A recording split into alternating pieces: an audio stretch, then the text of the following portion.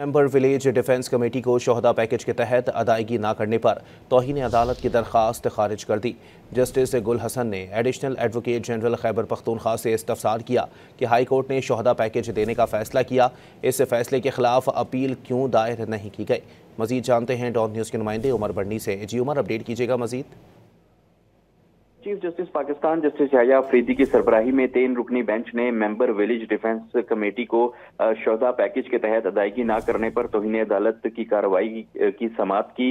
दौरान समाअत additional advocate general Khyber Pakhtunkhwa अदालत में पेश हुए और उनकी जानिब से मौक़िफ़ इख्तियार किया गया कि शोहदा पैकेज सिर्फ दौरान ड्यूटी पुलिस की शहादत पर दिया जाता है। रुकन विलेज डिफेंस कमेटी शोहदा पैकेज की तारीफ में नहीं आता। हमने मेंबर विलेज कमेटी की शहादत पर आउट ऑफ वेज उसके भतीजे को भर्ती किया, 3 लाख रुपए की अदायगी भी की।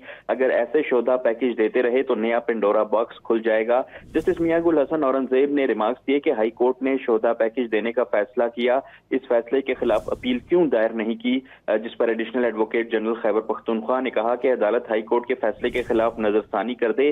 चीफ जस्टिस याह्या अफरीदी ने रिमार्क्स दिए कि हाई कोर्ट के फैसले के खिलाफ अमल दरामद न होने पर तौहीन अदालत की दरख्वास्त दायर की गई। हम तौहीन अदालत के इख्तियार समाअत में हाई कोर्ट के फैसले के खिलाफ नजरसानी कैसे कर सकते हैं।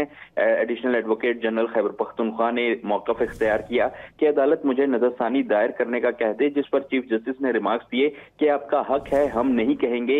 Additional advocate general Khyber Pakhtunkhwa ने कहा कि ऐसे में नया पेंडोरा बॉक्स खुल जाएगा, जिस पर जस्टिस मियां गुल हसन औरंगजेब की जानिब से रिमार्क्स दिए गए कि पेंडोरा बॉक्स खुलता है तो खुलता रहे। अदालत ने तौहीन अदालत की दरख्वास्त खारिज कर दी। जी बहुत शुक्रिया उमर।